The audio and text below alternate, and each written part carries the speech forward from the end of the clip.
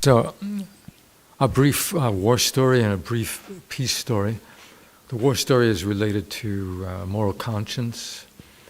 You have to imagine an ambush, and it's over, and my platoon and another platoon are surrounding the survivors. And after the smoke clears, there's a man with no head. And we figure the other three or two are also dead, but the girl is alive. And I'm the medic, and the lieutenant tells me to go help her. And as I approach her, she starts reaching for my canteen. She's been lying there for probably the whole night. They'd all been claymored because we used American booby traps. And so she was dehydrated. She lost a lot of blood, and she was terribly thirsty. And so what you've got is the smell of cordite and the stench of the dead, and here's this girl reaching out for my canteen. She's probably 17, 18 years old. And my platoon is looking at me. What is he going to do? And I'm thinking, what am I going to do? It's not the training. It's just the reality. We've been in the jungle. These people were trying to kill us.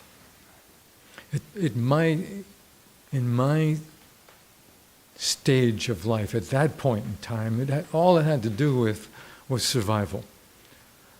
We kill them, they kill us. It's not an understatement or an overstatement. That's just the way it was. She's reaching for my canteen. I don't know what to do. I don't know how, but I gave her the canteen, basically against my better wishes, because I'm thinking, this girl, this NVA, is not a human being. She's not human. She's a bug. She's something to be stomped out. She's foreign. We have no idea who or what she is. And if I give her this canteen, that's a whole quart of water I'll never see again, because once I give her this canteen, it's contaminated, it's finished, it's done. I can't ever use it again. And she glugged it down.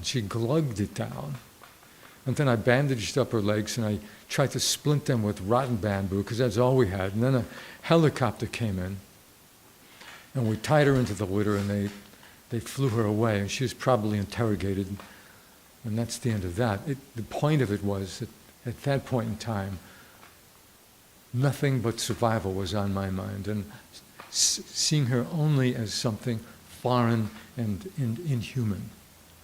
Now you flash forward about 10 years, you flash forward to Fort Devens.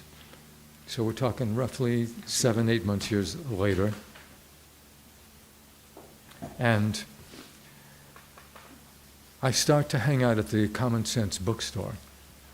And this is where Al and I have this unusual and unexpected connection, which we just learned about. That Al was he was one of the original founders. It was a little bookstore that was kind of a GI place to hang out, where they had workshops. It was just a safe place to hang out and be with other persons of a like mind.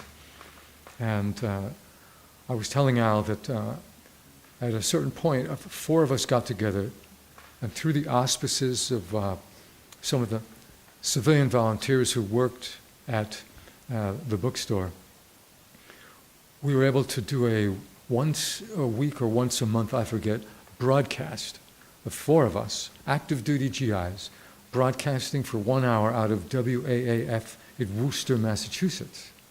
Yeah? And so what did we broadcast? Anti-war music, and we read poetry or excerpts from anti-war novels or anti-war periodicals.